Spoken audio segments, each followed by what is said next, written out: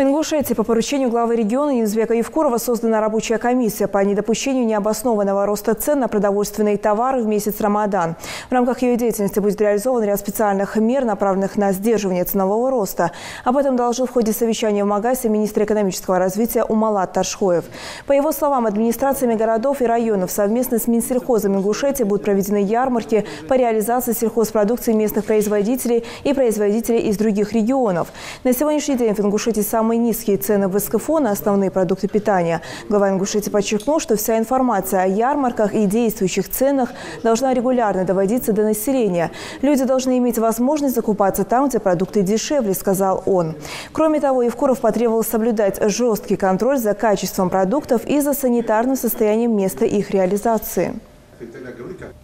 По данным Северокавказстата по Республике Ингушетия на апрель текущего года индекс потребительских цен в Республике Ингушетия в процентах к декабрю предыдущего года составил 100,97%, что ниже уровня общероссийского индекса, который составляет 101,19%.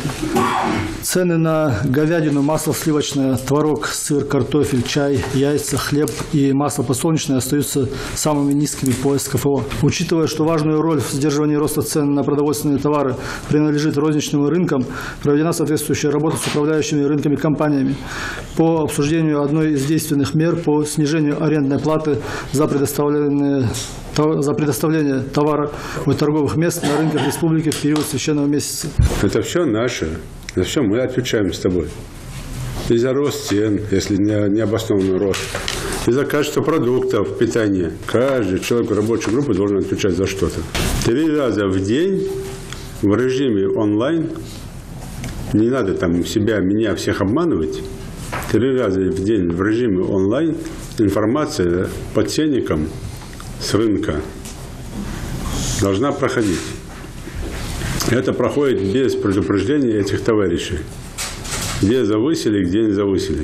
Когда ценник ставит тот, о котором мы говорим, а людям говорят, нет, это нам навязали, а продаем мы выше.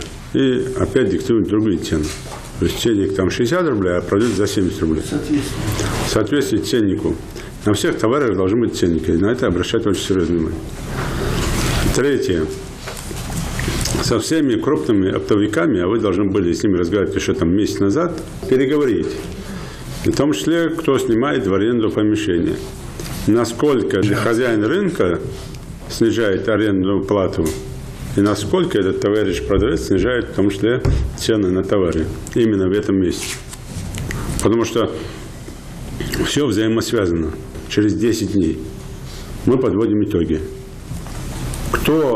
Если там уже в течение 10 дней идут нарушения, мы тут же жесткие меры должны принять, вплоть до закрытия этого рынка, и там развертывать там уже выездную ярмарку там, выходного дня.